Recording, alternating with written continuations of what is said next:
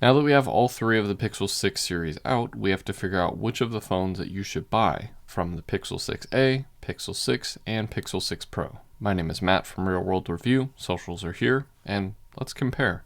Let's start with the price. Here are the new prices, but here are also some used pricing out there. But remember that the Pixel 6a is new right now and will drop in value, and the Pixel 7 is on the way, which means that the Pixel 6 series in total will drop in value moving forward and very soon.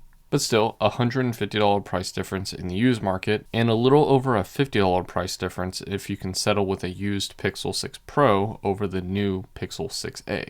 But regardless, size is not the only difference, so let me tell you what you get. I'll break it down how Google does, but include what they don't. Starting with 5G. Yes, all the phones support 5G and even support millimeter wave, but the Pixel 6a lacks the bands 32 and 46 for LTE, band N14 for 5G, and millimeter wave bands 257 and 258. All very strange for phones that have the same processor and I would assume the same modem. Another strange connectivity thing is the lack of dual band GNSS on the Pixel 6a, but that might have been something that the spec writer forgot to add in there. Besides that, all the phones feature Wi-Fi 6 and 6E, as well as Bluetooth 5.2. Side note, this is the first of the Pixels without CDMA, and yes, the iPhone SE 2022 is the first iPhone without CDMA since the iPhone 3GS. And yes, that does mean that the iPhone 13 series still supports CDMA. All phones are dual SIM compatible, being one physical and one eSIM. Lastly, the Pixel 6 Pro is the only one that has the ultra-wideband chip for location and Baidu. No idea what that is. As for the screens, these may be the only reason that you would buy one of these phones. The Pixel 6a starts with a 60Hz 1080p display at 6.1 inches with Gorilla Glass 3 covering the OLED panel. The Pixel 6 is the same resolution at 1080p, but larger at 6.4 inches with Gorilla Glass Victus covering that 90Hz OLED panel. Then we have the Pixel 6 Pro, which is 6.7 inches at 1440p with curved Gorilla Glass Victus covering its 120Hz LTPO OLED panel. You get the always-on display, tap-to-wake, under-screen fingerprint scanner, and HDR support on all of these screens, so the biggest difference is going to be the screen refresh rate, with the Pixel 6 Pro literally being twice as fast as the Pixel 6a, but with little battery difference. The Pixel 6 I think is a pretty good middle ground at 90Hz. With all this said, I would go with the Pixel 6 Pro over all of these, but the Pixel 6a would work well for those that are not used to a 90Hz or higher refresh rate. With the screen size, we also have to talk about the size of the phone, and obviously the Pixel 6a is going to be the smallest at 6 inches tall, the 6 is 6.2 inches tall, while the 6 Pro is 6.5 inches tall. It doesn't sound like much, but it does make a difference. The weight is also major and confusing with the Pixel 6a weighing 178 grams, while the Pixel 6 and 6 Pro are 207 and 210 grams respectively. I'll tell you later why that most likely is, as well as how the Pixel 6 and 6 Pro are weird weight-wise. One reason I can think of is the battery. With the Pixel 6a probably being the best with maybe 10% better battery life, the Pixel 6 series has all-day battery life with the 4410 mAh cell found in the 6a, while the 6 goes with a slightly larger 4614 mAh cell, and the Pixel 6 Pro has a larger 5003 mAh cell.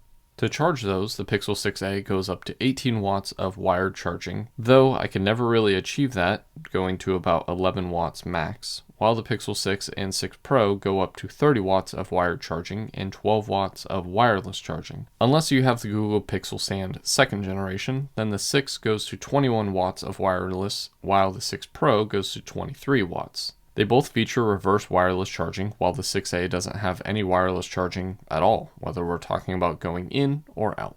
As for the frames, they're all aluminum on the outside, with the Pixel 6a and the 6 having a matte finish, while the Pixel 6 Pro is glossy, or polished, as Google says. Like I said, Gorilla Glass Victus is on the front, while on the back you get Gorilla Glass 6 on the Pixel 6 and Pixel 6 Pro. The Pixel 6a is Gorilla Glass 3 on the front, while the back is a 3D terraformed composite back, which sounds like plastic to me. Still feels nice, but I'm assuming it weighs less, which would explain some of the weight differences from the Pixel 6 and 6 Pro. They say it has a fingerprint resistant coating, which makes sense, but it's definitely not dust resistant. at least on the outside. I say on the outside because we get dust and water resistance on these phones, with the 6A being IP67 and the 6 and 6 Pro being IP68. But that should not matter because water resistance is not a permanent condition and diminishes or is lost over time due to normal wear and tear, device repair, disassembly, or damage. Hey, I'm just quoting Google here. Next we have RAM and storage, all being LPDDR5 RAM and UFS 3.1 storage, with the 128 GB on the 6A, 128 or 256 GB on the 6, and 128, 256, or 512 GB on the 6 Pro. With all this said, the colors, storage, and carriers will all vary, like how the 512 GB 6 Pro can only be bought unlocked and only in Stormy Black. At least right now. Then we only get 6 GB, 8 GB, or 12 GB of RAM on the 6A, 6, and 6 Pro, respectively. So if you want 12 GB of RAM, you can only get that in the 6 Pro, or 8 GB in the 6.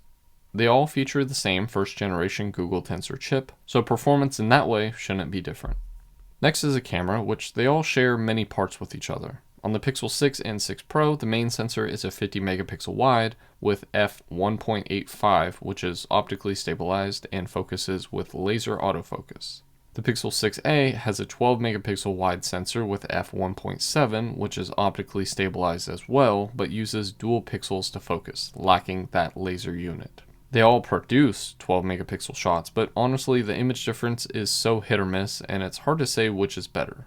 Then the ultra-wide camera seems to be the same on all of them, being a 12 megapixel sensor with a f2.2 and a 114 degree field of view.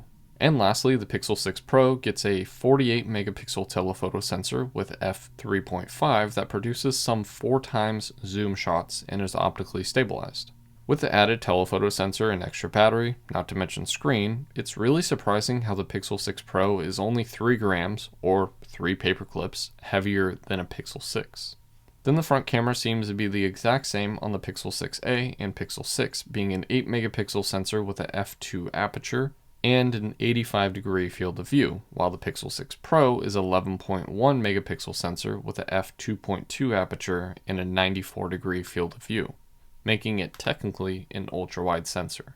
None of these sensors are focusable, but the Pixel 6 Pro is the only one that can shoot 4K, but only at 30 frames per second, while the 6 and 6A are limited to 1080p at 60 frames per second. As for video recording on the rear main camera, it gets the same up to 4K at 60 frames per second, being optically stabilized as well as electronic, but with digital zoom going to 5 times on the 6A, 7 times zoom on the 6, and the 6 Pro goes all the way to 20 times zoom, digitally.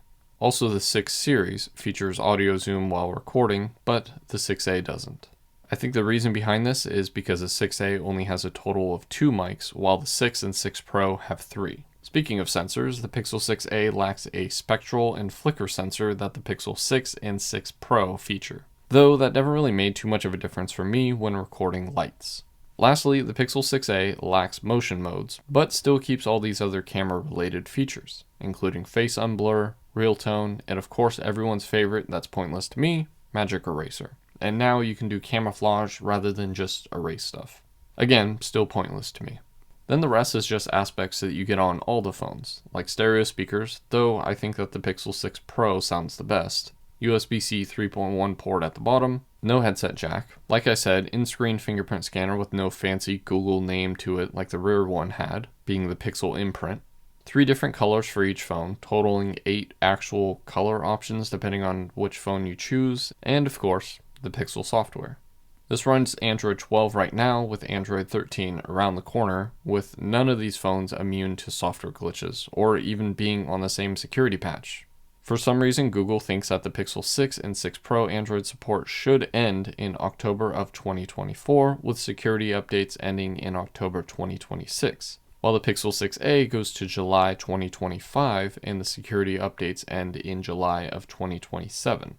I mean, I get the fact that the 6a comes out after the Pixel 6 and Pixel 6 Pro, but it's technically the same phone in parts where it matters most and inferior in other ways.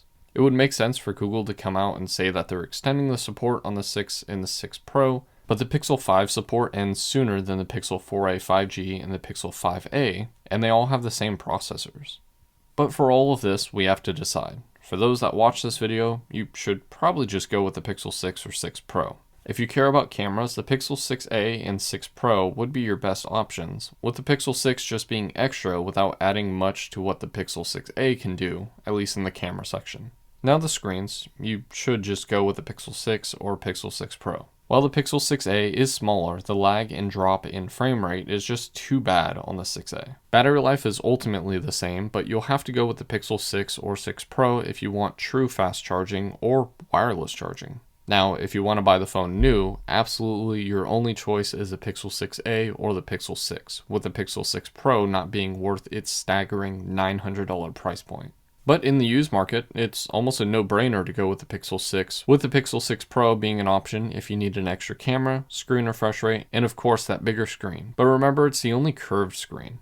Ultimately, it's your choice, but hopefully I helped with that. My choice will always be the Pixel 6 Pro, but I can respect the Pixel 6. Just not the 6a. Let me know what you think, and as always, thanks for watching.